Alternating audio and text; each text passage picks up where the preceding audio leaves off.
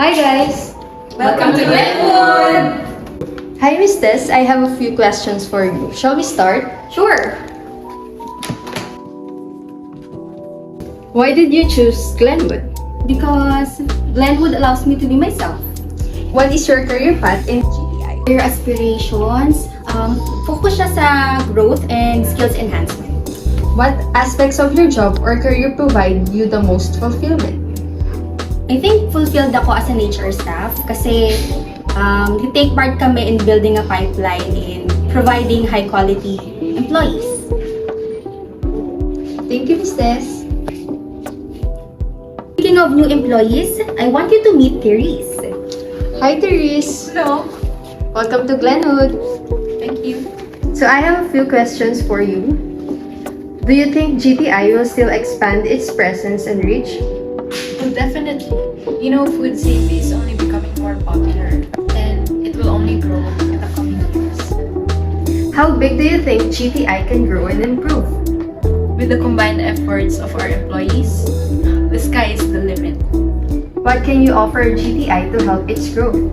My passion. Thank you. Hi Gabo, may tanong pala ako sa'yo. Yes, sige lang. Ano ba yun? Paano mo nakilala si Glenwood?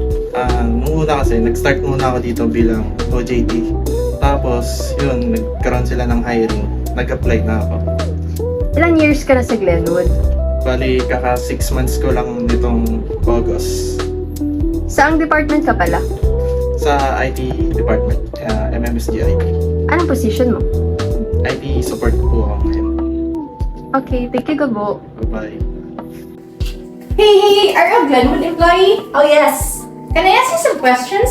sure. How would you describe Glenwood's future in 3 words? It's promising, remarkable, and competent.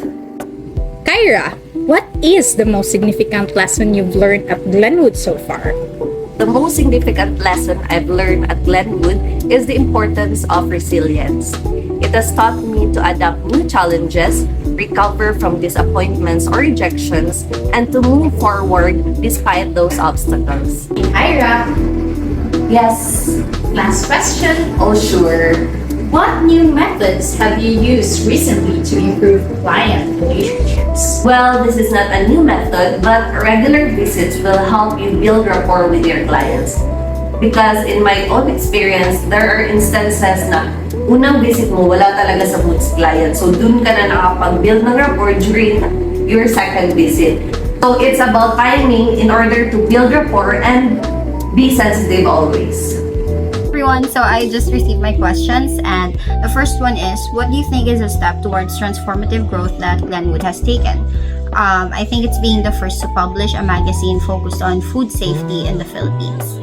Number 2, what kind of growth are you hoping to see in yourself in the future as a Glenwood employee? I hope I become someone who faces problems with unfailing confidence and be able to support my teammates as well. So that's it for my questions. Thank you. Therese, alam ko na. Napangit ang beauty. Ano ka? Ito. Beauty sa phone.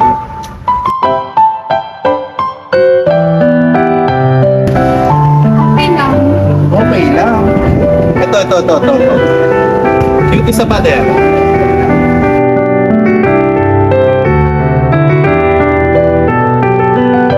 Thanks lang. Kids lang. Ito. Beauty sa fountain.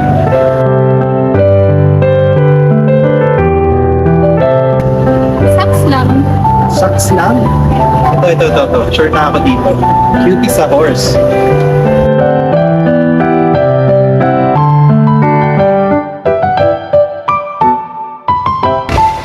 Wala ba talagang beauty sa'yo dito?